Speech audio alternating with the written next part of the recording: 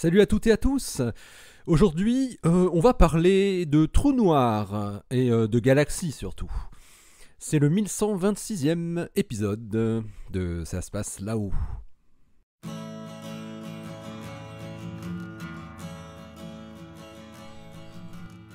Astronomie, astrophysique, cosmologie, astroparticules.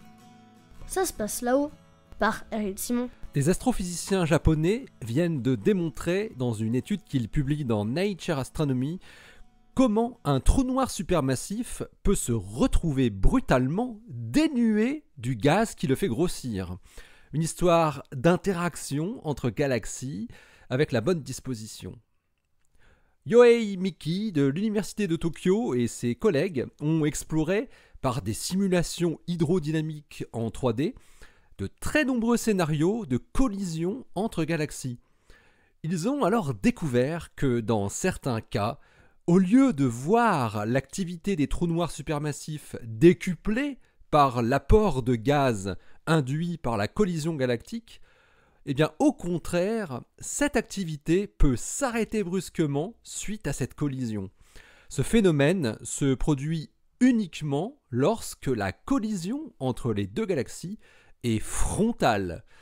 Dans les autres cas, les plus nombreux, où les galaxies se rencontrent sur leur périphérie, l'activité du noyau galactique qui abrite le trou noir entouré de son gaz finit par s'enflammer comme prévu.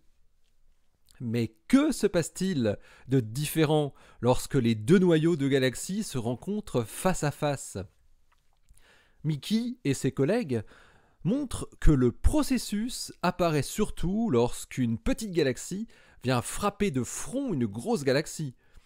Dans leur simulation de l'évolution dynamique du tore de gaz qui entoure le trou noir central de la grosse galaxie, ils ont considéré que cette grosse galaxie était une galaxie comme Andromède.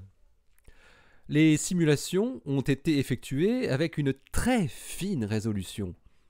Elles montrent que si la petite galaxie qui arrive sur la grosse parvient à accélérer ce tore de gaz au-dessus d'un certain seuil qui dépend de la masse du trou noir, alors la matière se retrouve presque complètement éjectée et le trou noir se trouve donc privé de sa source d'alimentation pour une longue durée, qui peut durer au bas mot 1 million d'années, selon les chercheurs japonais.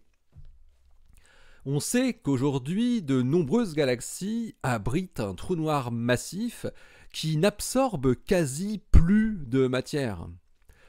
On comprend assez bien comment l'activité des trous noirs supermassifs peut s'emballer, notamment dans les collisions galactiques qui vont apporter de grosses quantités de gaz. Mais on comprenait un peu moins bien comment le phénomène s'arrête.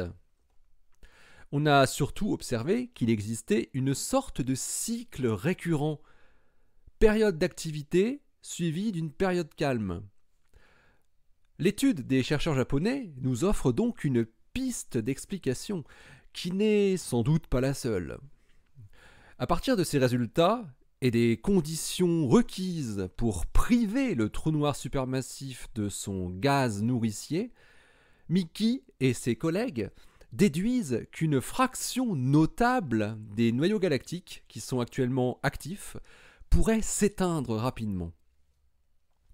Et ils remarquent une coïncidence troublante. Une collision frontale entre galaxies doit avoir lieu en moyenne tous les 100 millions d'années. Or, la période d'activité typique des trous noirs supermassifs, cette période récurrente, dure elle aussi 100 millions d'années. Les collisions frontales de galaxies pourraient donc jouer un rôle central dans le cycle d'activité et de grossissement des trous noirs supermassifs qui est observé, d'après les astrophysiciens japonais. L'image qui se dégage de cette étude est donc que les collisions de galaxies ont un effet qui peut être diamétralement opposé sur l'activité des trous noirs supermassifs. Elles peuvent soit l'exacerber lorsqu'elles sont périphériques, ou soit l'éteindre lorsqu'elles sont frontales, avec les bons paramètres de collision.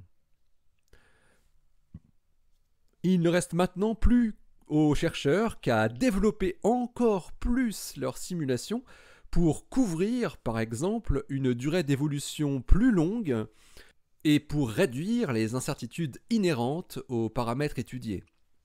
Ils auront pour cela sans doute besoin de nouvelles capacités de calcul. L'article de Yohei Miki, Masao Mori et Toshihiro Kawaguchi s'intitule Destruction of the Central Black Hole Gas Reservoir Through Head-on Galaxy Collisions. Il est paru dans Nature Astronomy le 25 janvier 2021. Allez, d'ici la prochaine, portez-vous bien, restez bien les yeux vers le ciel et les pieds sur terre. Allez, salut!